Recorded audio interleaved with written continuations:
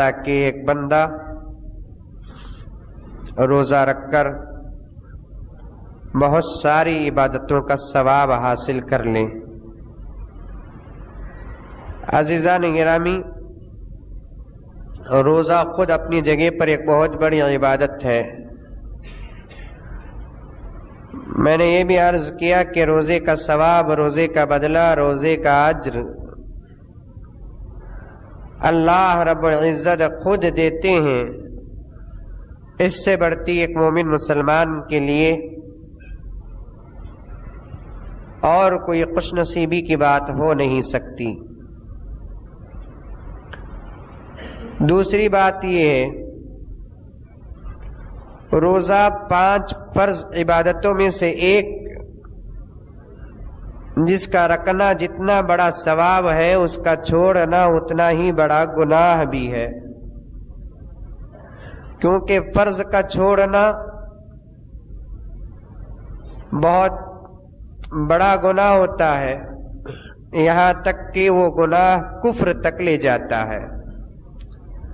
ہم میں سے بہت سارے مسلمان ایسے ہیں جن کو اس عبادت کی حقیقت اور اس عبادت کا مزہ، اس عبادت کی چاشنی، اس عبادت کی لذت آج تک نہیں معلوم۔ اتنا بڑا گناہ ہے عبادت کا چھوڑنا، روزے کا چھوڑنا، کہ سیدنا حضرت موسیٰ علیہ السلام کے دور میں ایک عورت اتنی بڑی گنہگار تھی جس کے گناہ سے زمین کانپ جاتی تھی۔ ایک مرتبہ اسے احساس ہوا کہ یہ گناہوں کی زندگی میں کب تک گزاروں۔ اس نے اپنے دل میں سوچا، بنی اسرائیل کے علماء سے مسئلہ دریافت کیا کہ میں بڑی گنہگار ہوں، زانیہ ہوں، بدکار ہوں، قاتلہ ہوں، میرے لیے توبہ کی کوئی صورت؟ تو پورے علماء نے یہی جواب دیا، ایک کام کرو کہ تم موسیٰ کے پاس چلی جاؤ، موسیٰ تمہیں راستہ بتائیں گے۔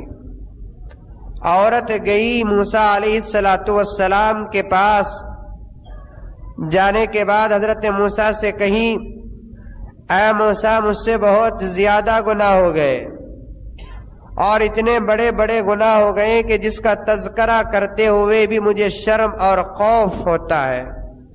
حضرت موسیٰ علیہ السلام نے پوچھا کہ وہ گناہ کیا ہوا تجھ سے؟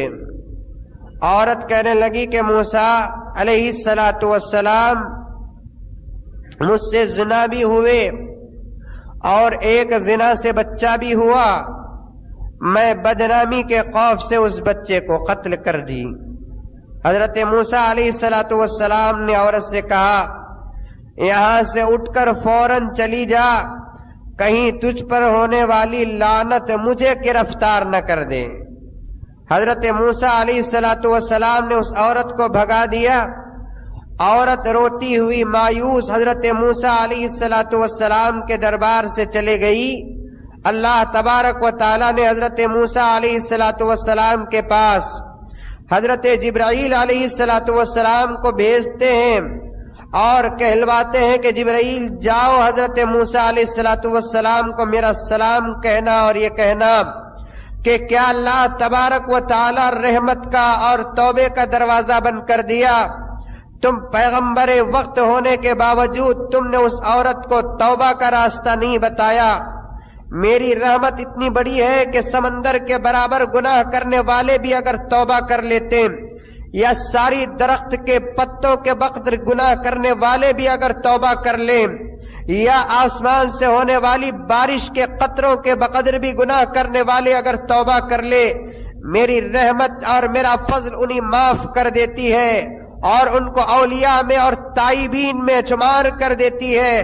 موسیٰ اگر تم انہیں توبے کا راستہ بتا دے تو وہ توبہ کر لیتی، لیکن موسیٰ میری عزت و جلالت کی قسم میں میرے بندے کو کبھی مایوس ہونے نہیں دیتا۔ جب وہ تمہارے دربار میں مایوس ہو کر تمہارے گھر سے جب قدم اٹھا کر باہر رکھتی ہے وہ قدم اٹھا کر زمین میں بھی نہیں رکھتی، اس سے پہلے ہم نے اس کی مغفرت کر دی ہے۔ موسیٰ تمہیں کیا معلوم کہ تمہارے نزدیک یہ سب سے بڑا گناہ ہے کہ زنا کرنا اور زنا کے بعد ہونے والی اولاد کو قتل کرنا؟ یہ گناہ تمہارے ہی نزدیک بڑا نہیں ہے، میرے نزدیک بھی بڑا ہے، بلکہ ہر انسان کے نزدیک، ہر پیغمبر کے نزدیک ہر دور میں سب سے بڑا گناہ ہے۔ ہم نے کبھی کسی دور میں زنا کو جائز نہیں قرار دیا اور ہم نے کسی دور میں اولاد کے قتل کو جائز قرار نہیں دیا۔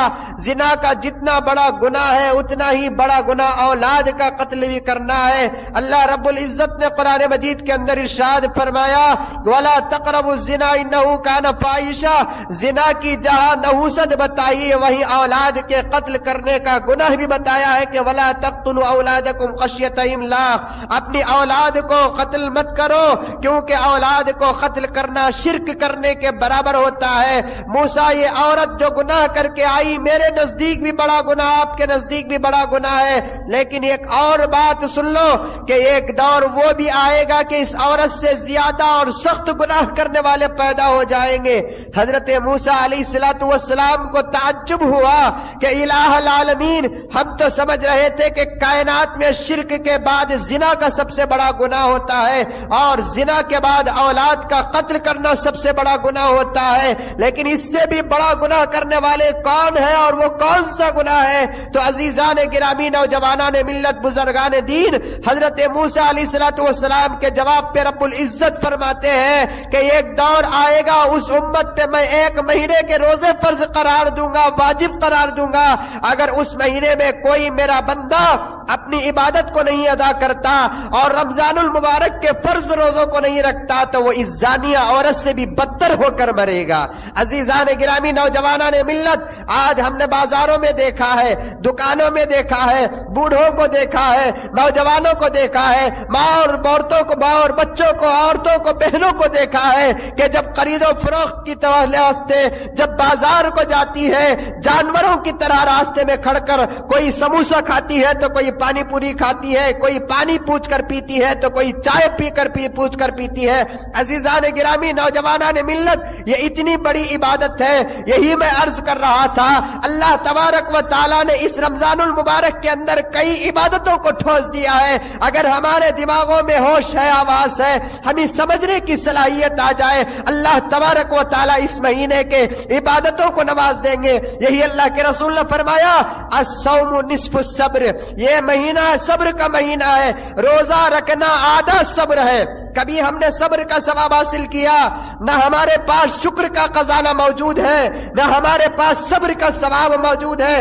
صبر ایک ایسی چیز ہے کہ تمام عبادتوں میں سب سے زیادہ ثواب اگر اللہ تبارک و تعالیٰ دیتے ہیں وہ صبر کا ثواب عطا فرماتے ہیں۔ رمضان میں جب بندہ روزہ رکھتا ہے، کھانے سے پرہیز کرتا ہے، پینے سے پرہیز کرتا ہے، اپنی بیوی سے ملاقات کرنے سے جب پرہیز کرتا ہے، اللہ رب العزت اسے صبر کا ثواب دیتے ہیں، کیونکہ آدمی کھانا ہونے کے باوجود کھانا نہیں کھاتا، صبر کرتا ہے کھانا کھانے کے لیے، پانی ہونے کے باوجود پانی نہیں پیتا ہے تو وہ صبر کرتا ہے۔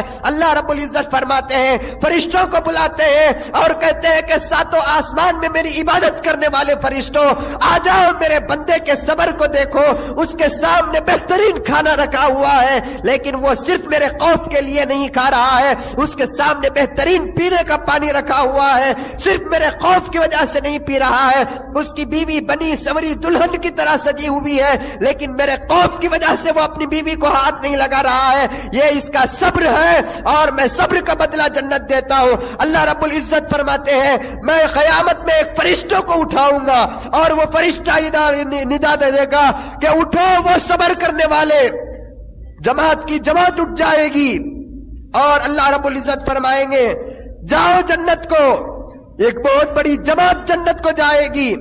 جنت میں کوئی بغیر حساب کے نہیں جاتا، جنت کے جو وہ داروغہ اور جنت کے وہ دروازے میں کھڑے ہونے والے فرشتے پوچھیں گے کہاں جا رہے ہو، کیا تمہارا حساب ہو گیا؟